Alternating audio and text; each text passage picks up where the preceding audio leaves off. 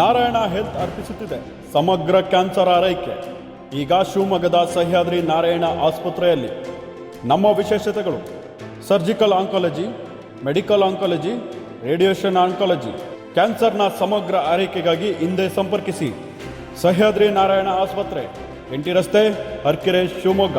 Toll free ಸಂಖ್ಯೆ 1800-309-0309. ಸ್ನೇಹಿತರೆ, university ತಾಳುತ್ತಿರುವಂತಹ ವಿಳಂಬ ನೀತಿಯನ್ನು ಖಂಡಿಸಿ ವಿಶ್ವವಿದ್ಯಾನಿಲಯದಲ್ಲಿರುವಂತಹ ಅತಿಥಿ ಉಪನ್ಯಾಸಕರು ಈಗಾಗಲೇ ಬಹಿಷ್ಕಾರವನ್ನು ಮಾಡಿ, ತರಗತಿಗಳನ್ನು ಬಹಿಷ್ಕಾರ ಮಾಡಿ ಅಲ್ಲಿ ಪ್ರತಿಭಟನೆಯನ್ನು ಮಾಡ್ತಿದ್ದಾರೆ. ಅದರ ಕಾರಣ ಏನು ಅಂದರೆ, ಗೌರ್ಮೆಂಟಿನ ವೇತನವನ್ನು ಅಥವಾ ಏನು ರಿವೈಸ್ಡ್ ವೇತನದ ಪಟ್ಟಿಯನ್ನು ನಮಗೆ ಮಾಡಬೇಕಿತ್ತು, ಅದನ್ನು ಇದುವರೆಗೂ ಕೂಡ ಅದನ್ನು ಆದೇಶ ಮಾಡಿಲ್ಲ. ಹಾಗಾಗಿ ಗೌರ್ಮೆಂಟಲ್ಲಿ 11 ತಿಂಗಳು ಅನ್ನುವಾಗ ಒಂದು ಡೇಟನ್ನು ಫಿಕ್ಸ್ ಮಾಡಿ ಕೊಟ್ಬಿಡ್ತಾರೆ ಅವರ ಸಂಬಳಗಳನ್ನು. ಮತ್ತು ಅಲ್ಲಿ ಯಾವುದೇ IT ಡಿಡಕ್ಷನ್ಗಳು ಯಾವುದೂ ಇರಲ್ಲ. ನಮ್ಮಲ್ಲಿ ಎಲ್ಲವನ್ನ 10% ಎಲ್ಲ ಕಟ್ ಮಾಡ್ಕೊಳ್ಳುವಂಥದ್ದನ್ನು ನಾವು ಗಮನಿಸ್ತೇವೆ.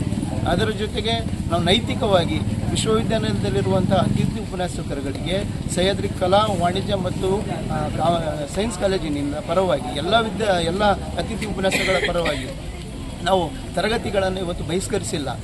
ತರಗತಿಗಳನ್ನು ಕಪ್ಪು ಪಟ್ಟಿಗಳನ್ನು ಧರಿಸಿ ನಾವು ಇವತ್ತು ತರಗತಿಯನ್ನು ತೆಗೆದುಕೊಂಡಿದ್ದೇವೆ. 11 ತಿಂಗಳ ಸಂಬಳ ಏನಾಗ್ತಾ ಇದೆ, ಅದು ತುಂಬ ಡಿಲೇ ಆಗುತ್ತೆ. ಈಗ 3 ತಿಂಗಳು 4 ತಿಂಗಳಿಗೆ ಒಂದ್ಸಲ ಹಣ ಸಿಗ್ತಾ ಇದೆ. ಸೊ ಜೀವನ ಕಷ್ಟ, ಅದು ಒಂದು.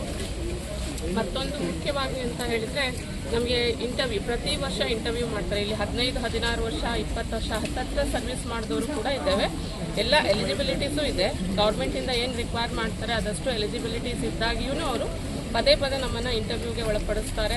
ಮತ್ತು ಡಿಸ್ಟರ್ಬ್ ಆಗ್ತದೆ. ಆ ಒಂದು ಎನ್ವೈರ್ಮೆಂಟ್ ಏನಿರ್ತದೆ, ನಮ್ಮದೊಂದು ಸಣ್ಣ ಎನ್ವೈರ್ಮೆಂಟ್, ಅದು ಡಿಸ್ಟರ್ಬ್ ಆಗ್ತದೆ. ನಮ್ಮ ಸ್ನೇಹಿತರಲ್ಲಿ ಇಟ್ಟಿದ್ದಾರೆ. ಮೊದಲನೇದು, ಕಳೆದ ಯಾವ ವೇತನ ಸಿಂಡಿಕೇಟ್ ಸಭೆಯಲ್ಲಿ ನಿರ್ಣಯ ಆಗಿ 45,000 ಮತ್ತು 40,000 ವೇತನವನ್ನು ಕೊಡಬೇಕು ಅಂತ ಹೇಳಿದರು. ಅದನ್ನು ಏಕಾಏಕಿ 32,000ಕ್ಕೆ ಸರ್ಕಾರ ಏನು ಕೊಡ್ತಾ ಇದೆ, ಆ 32,000 ಇಳಿಸ್ತೀವಿ. ಸಿಂಡಿಕೇಟ್ ಸಭೆನಲ್ಲೂ ಕೂಡ 42 ಕೊಡಬೇಕು ಅಂತ ಮತ್ತೆ ಮರುನಿರ್ಣಯ ಮಾಡಿದ್ದನ್ನು ಕೂಡ ಇದುವರೆಗೆ ಅದನ್ನು ಲಾಗು ಮಾಡುವಂಥ ಪ್ರಯತ್ನ, ಸಿಂಡಿಕೇಟ್ನ ಸಭೆಯ ನಿರ್ಣಯದಂತೆ ಮಾಡುವಂಥ ಪ್ರಯತ್ನ ಇವತ್ತಿಗೂ ಕೂಡ ವಿಶ್ವವಿದ್ಯಾನಿಲಯ ಮಾಡಿಲ್ಲ. ಸರ್ಕಾರದಲ್ಲಿ ಕೊಡ್ತಾ ಇರುವಂತಹ 32,000ನೇ ಕೊಡೋದಾದರೆ, ಸರ್ಕಾರ ಬೇರೆ ಸವಲತ್ತುಗಳನ್ನು ಕೂಡ ಅತಿಥಿ ಉಪನ್ಯಾಸಕರಿಗೆ ಕೊಡ್ತಾ ಇದೆ. ಅವರಿಗೆ ವಿಮಾ ಸೌಲಭ್ಯ ಇರ್ಬೋದು, ಅಥವಾ ಅವರಿಗೆ ESI PF ಕೊಡುವಂಥದ್ದು ಇರ್ಬೋದು. ಈ ಥರದ ನಿಟ್ಟಿನಲ್ಲೂ ಕೂಡ ಪ್ರಯತ್ನ ನಡೀತಾ ಇದೆ. ಅದು ಯಾವುದನ್ನು ಕೊಡದೇನೆ ಕೇವಲ ಸರ್ಕಾರ ಕೊಡ್ತಾ ಇರುವಂತಹ ಏನು ವೇತನ ಇದೆ ಅದಕ್ಕೆ ಮಾತ್ರ ವಿಶ್ವವಿದ್ಯಾನಿಲಯಕ್ಕೆ ಅಪ್ಲೈ ಮಾಡಕ್ಕೆ ಹೊರಟಿರುವಂತಹ ಈ ಸಂದರ್ಭದಲ್ಲಿ ನಾವೆಲ್ಲರೂ ಕೂಡ ಇದನ್ನ ಪ್ರತಿಭಟಿಸಿ ನಮ್ಮ ಮನವಿಯನ್ನ ಬಹಳ ಸಾತ್ವಿಕ ರೀತಿಯಲ್ಲಿ ನಮ್ಮ ಮನವಿಯನ್ನ ಕೊಡ್ತಾ ಇದ್ದೀವಿ. ಇನ್ನು ಹೋರಾಟದ ಹಂತಕ್ಕೆ ನಾವಿನ್ನೂ ಹೋಗಿಲ್ಲ. ನಾವು ಮನವಿ ಕೊಡುವಂತಹ ಪ್ರಯತ್ನವನ್ನು ಸಿಂಡಿಕೇಟ್ಗೂ ಮತ್ತು ಮಾನ್ಯ ಕುಲಪತಿಗಳಿಗೂ, ಮಾನ್ಯ ಕುಲಸಚಿವರಿಗೂ ಕೂಡ ಮಾಡ್ತಾ ಇದ್ದೀವಿ. ಎರಡನೇದು, ಪ್ರತಿ ವರ್ಷ ಏನು ಸಂದರ್ಶನ ನಡೀತಾ ಇದೆ, ಈಗ ಕಳೆದ 6 ತಿಂಗಳ ಹಿಂದೆ ಇನ್ನೂ ಸಂದರ್ಶನ ಆಗಿದೆ. ಈಗ ಆಗಸ್ಟ್ 12ಕ್ಕೆ ಕಾಲೇಜ್ ಪ್ರಾರಂಭ ಆಗುತ್ತೆ ಅಂದರೆ ಮತ್ತೊಮ್ಮೆ ಈಗ ಸಂದರ್ಶನಕ್ಕೆ ಕರೀತಾರೆ. ಪ್ರತಿ 6 ತಿಂಗಳಿಗೊಮ್ಮೆ ಇಷ್ಟೆಲ್ಲ ಅರ್ಹತೆ ಇರುವಂತಹ 20-25 ವರ್ಷದಿಂದ ಕೆಲಸ ಮಾಡ್ತಿರುವಂಥ ಉಪನ್ಯಾಸಕರು ಮತ್ತೆ 6 ತಿಂಗಳಿಗೆ ಸಂದರ್ಶನ ಎದುರಿಸಬೇಕಾದಂತಹ ಪರಿಸ್ಥಿತಿ ವಿಶ್ವವಿದ್ಯಾನಿಲಯ ಇದೆ ಅಂತ ಹೇಳಿದ್ರೆ ನಮ್ಮೆಲ್ಲರಿಗೂ ಕೂಡ ಇದು ಅವಮಾನದ ಸಂಗತಿ. ಇದನ್ನು ತಡಿಬೇಕು ಅನ್ನೋದು ಕೂಡ ಎರಡನೇ ನಮ್ಮ ಮನವಿ ಇದರಲ್ಲಿದೆ. ಹಾಗೇನೆ ಪ್ರತಿ ತಿಂಗಳು ಬೇರೆ ಎಲ್ಲ ವ್ಯವಸ್ಥೆನಲ್ಲಿ ಹೇಗೆ ವೇತನ ಬರ್ತಾ ಇದೆ, ನಮ್ಮ ವ್ಯವಸ್ಥೆನಲ್ಲಿ ಅತಿಥಿ ಉಪನ್ಯಾಸಕರಿಗೆ 3 ತಿಂಗಳು 4 ತಿಂಗಳಾದರೂ ಕೂಡ ವೇತನ ಬರೋದಿಲ್ಲ.